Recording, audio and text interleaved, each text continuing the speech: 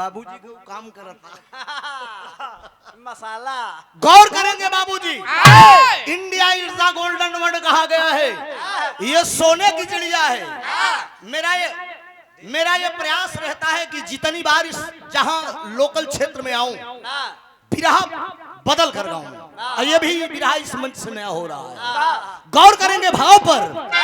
अरे सोने का यह देश हमारा, अरे सोने का यह देश हमारा, ऐसा कोई नहीं है।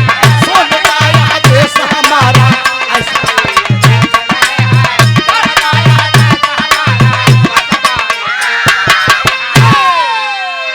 सोने का यह देश हमारा, अरे अब ऐसा कोई, अरे रामायण और गीता सरीखा, अरे रामायण और गीता सरीखा, इससे बड़ा उपदेश नहीं है। रामायण और गीता सरीखा, इससे बड़ा उपदेश नहीं है। सोने का यह देश हमारा, ऐसा कोई देश नहीं है। रामायण और गीता सरीखा, इससे बड़ा उपदेश नहीं है। ध्यान आप लोगों का बटे ना। कहानी की शुरुआत हो रही है। कहानी कब की और कहां की है, नजम का भाव मास्टर तनी फरछा क्या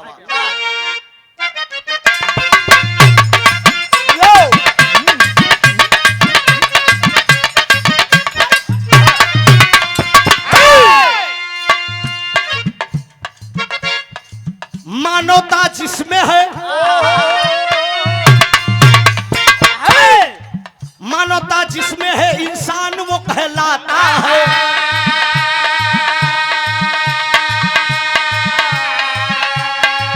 मानवता जिसमें है इंसान वो कहलाता है। बसे दानवता तो हैवान भी बन जाता है।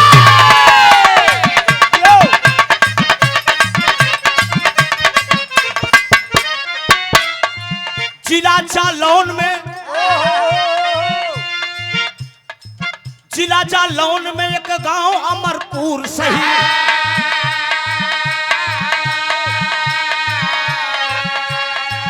जिला जालौन में एक गांव अमरपुर सही, वही की वाक़ क्या बताऊं मैं हुजूर।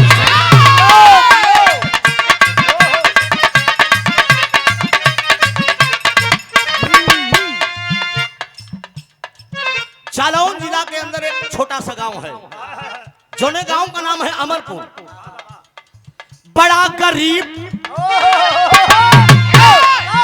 बड़ा गरीब,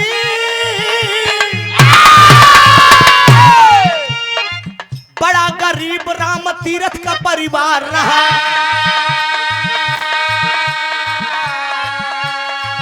बड़ा गरीब राम तीरथ का परिवार रहा। एक बेटी है बाबू, घर सदा खुशहाल।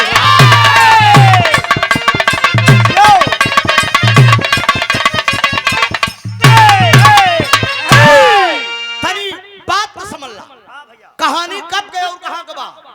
जालौन जिला के अंदर एक छोटा सा गांव है मित्रों, जौने गांव का नाम बताया गया अमरपुर।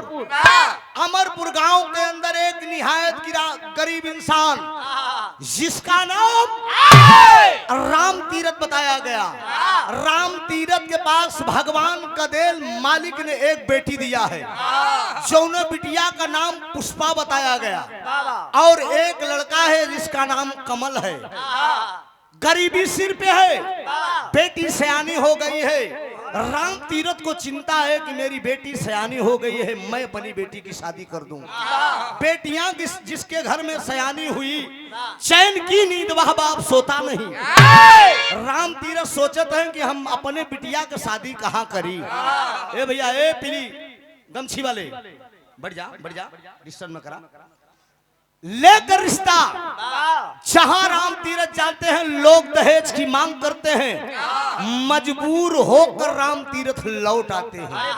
पड़ोसी गांव में इलाके के जाने माने सेठ, जिनका नाम बताया गया भैरवनाथ सेठ, भैरवनाथ सेठ के दरवाजे पे राम तीरथ पहुंचे। कहा सरकार हम सुनने हैं कि तोरे पास एक लड़का बा जो तोरे बेटवा का नाम विजय बा। तोरे बेटवा विजय से हम अपने बिटिया का शादी करे चाहते हैं। आखिर में भैरवनाथ सेठ मालिक ने अपार दौलत दिया था। एक बात राम तीरथ से बोल दिए। कहा राम तीरथ तेरी बेटी अगर मुझे पसंद आ गई बिना दहेज की मैं शादी करूंगा। लेकिन बाबूजी जब राम तीरथ बतिया सुनलन देखी तरस कराइन भाई।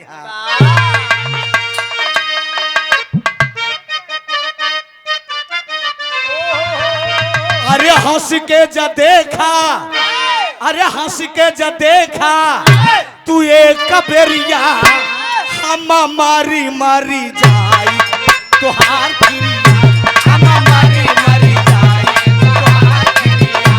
अच्छा बेटा क्या बात है?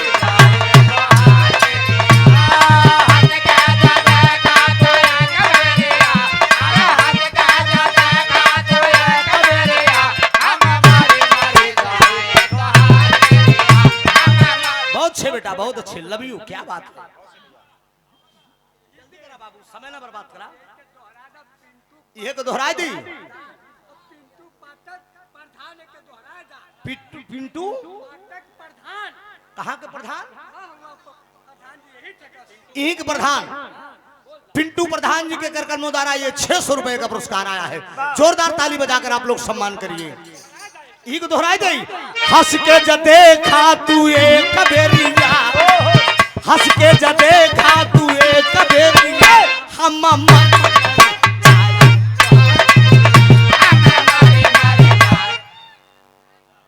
ए बाबूजी।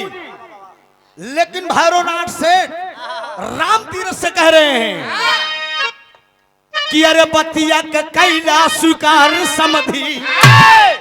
बेटी राम तीरथ की बेटी को जब भैरवनाथ सेठ ने देखा और अपने बेटों को भी दिखाया। जब बेटा विजय देखता है तो वो अपने पापा से कहता है कि लड़की ठीक है। भैरवनाथ सेठ को भी बहू पसंद है। तो वही वो कहता क्या है? अरे बतिया के कैला स्वीकार समधी, है बतिया के कैला स्वीकार समधी। तोहरे बेटवा पे बेटिया लोभान समधी, तोहरे बेटिया पे बेटवा लोभान समधी।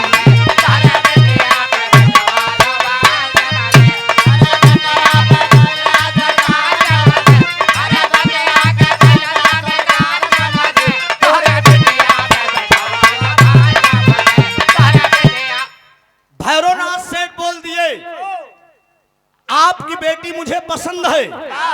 कहा बसक दो नवाई में कैदा कन्यादान समधी, तोहरे बिटिया पे बेटवा लोभान समधी। क्या बात करते हो? राम तीरथ बिना दहेज की मैं शादी करूंगा।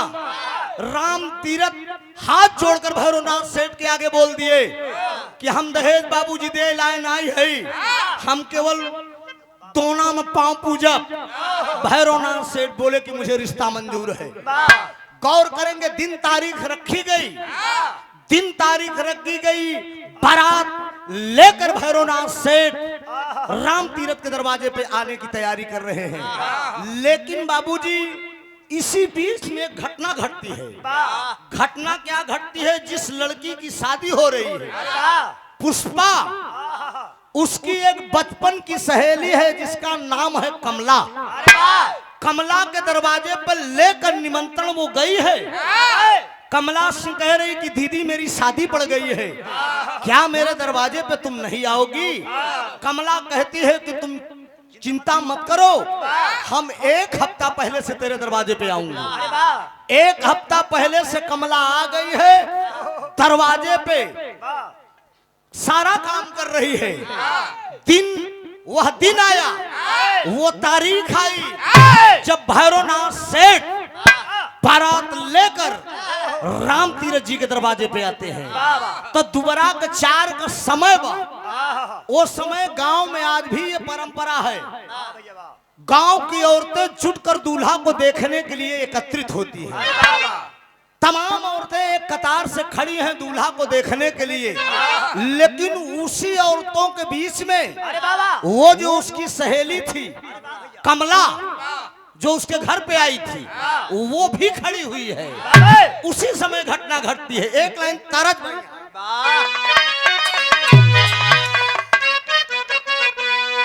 अरे काहे बदे भाऊजी, अरे काहे बदे भाऊजी तू भाई लियू उतार, काहे बदे भाऊजी तू भाई लियू उतार, काहे बदे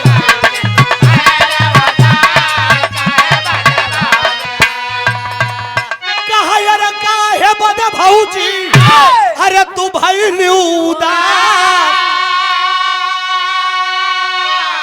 अरे पिया परदेसवा, अरे पिया परदेसवा देवारा वही बापा, पिया परदेसवा देवारा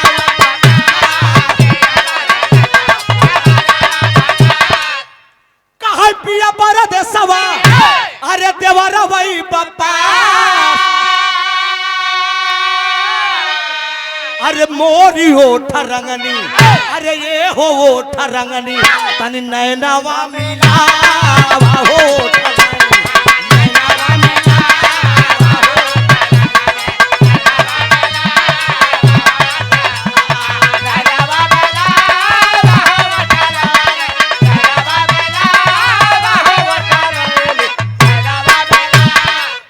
राम प्रसाद यादव जी,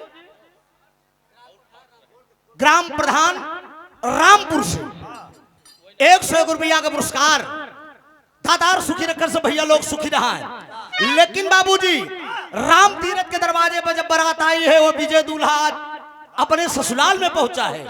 तमाम औरतें खड़ी हैं। इसी औरतों के बीच में उस दुल्हन की सहेली, उसके दुल्हन की सहेली कमला भी खड़ी है।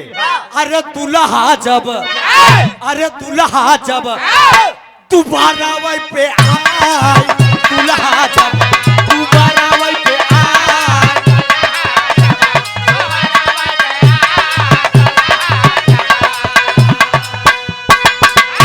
अरे दुल्हा या भैया, अरे दोबारा वही पे आए, अरे कमला का देखत, अरे कमला का देखत गवा हो पगला, कमला का देखत गवा हो पगला,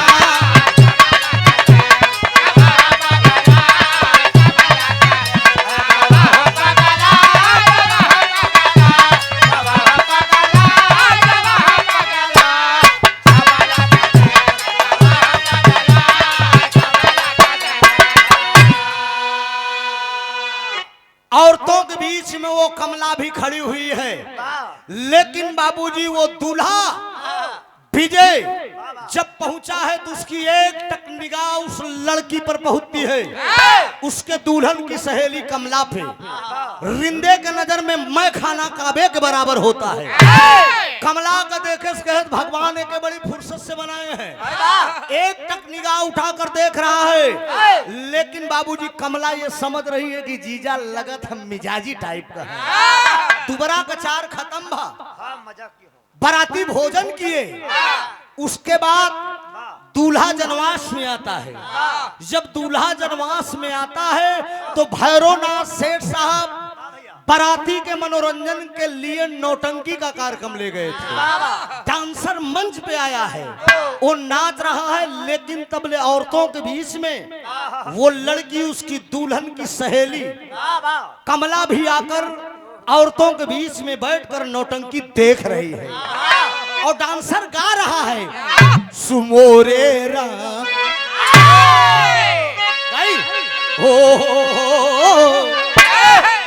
हैदर गुरु को वर्धना लाए के जाने रहे। सुमोरे राम धीरे से गागर उतार लियो, कहीं लचकी न जाए,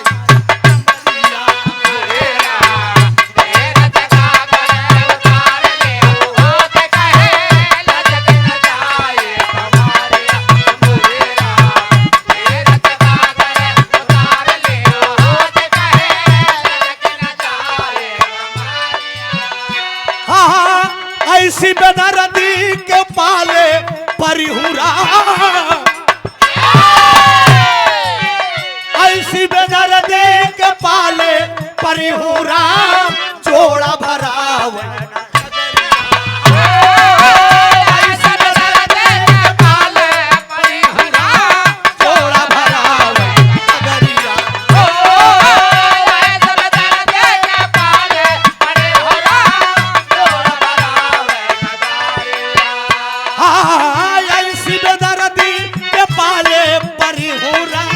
जोड़ा भरा वही गगरिया सुमोरे राम धीरे से गागर उतार लियो होत कहीं लटकी जाए कमरिया ओ छेड़ा उतार लियो होत कहीं लटकी जाए सुमोरे राम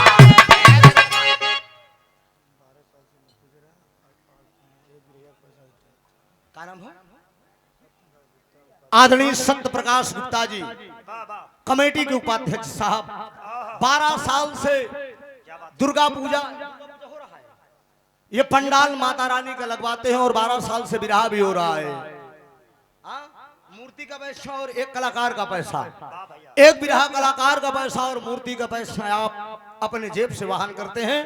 ये सादर 1001 रुपए का आशीर्वाद आया है। जोरदार ताली बजाकर आप सम्मान करिए। बहुत बहुत प्रणाम हो। ऐसे महान भाव की ही जरूरत है हमारे ये बचऊ बाबू के कर कमलों द्वारा। ये 101 रुपया का पुरस्कार बा। अच्छा राम और विश्वकर्मा अच्छा तो ठीक हो कोनो बात मर तू चले भी ये लिया है तने काफी बा। 100 रुपया का पुरस्कार हो। बहुत बहुत प्रणाम हो। आशीर्वाद की परीक्षा है। नौटंकी का कार्यक्रम हो रहा है। औरतों के बीच में वो कमला बैठी है, लेकिन 4-5 साथियों से वो दूल्हा बोल देता है कि यार दुबरा के समय में एक लड़की खड़ी थी, उस लड़की को मैं देखा हमारे अखियां में नाचे थी।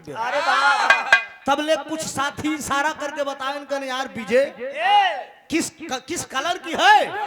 वो दूल्हा विजय बोल दिया कि वो नीली रंग की साड़ी पहनी है।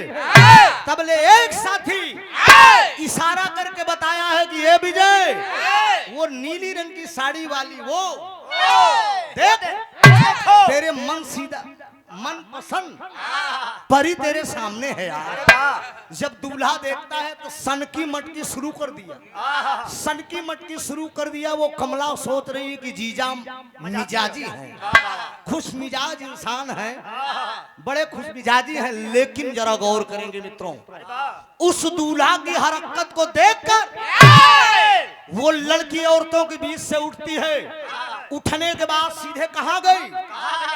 सीधे अपने सहेली के पास गई, अर्थात विजय की दुल्हन पुष्पा के पास गई। पुष्पा से कहती है कि बहन मैं घर जा रही हूँ। वो नहीं बताती है कि तेरा पति जो है मेरे साथ बदतमीजी कर रहा है।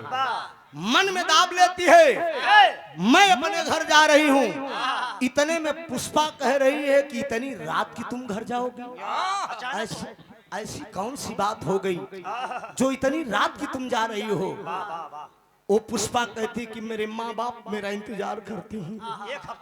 एक हफ्ता से तेरे दरवाजे पे मैं आई हूँ।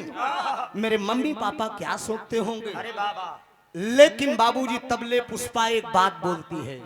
वो कहती है कि ठीक है दीदी तुम जा तो रही हो, लेकिन याद रखना जब तक तुम सुबह मुझे डोली में बिठाने नहीं आओगी, याद रखना ये पुष्पा भी कह रही है, तब तक मैं डोली में बैठ के ससुराल नहीं जाऊंगी। लेकिन कमला कहती है कि कैसी बात बोल रही है? बहना मैं जरूर तुझे डोली में बिठाने आऊंगी। लेकिन बाबूजी वो कमला जब चलती है करीब 1:30 बजा है। बाबूजी 1:30 बजा है। रास्ते में घनेरी बाग पड़ती है। उस बाग को क्रॉस करके उस लड़की को अपने घर जाना है।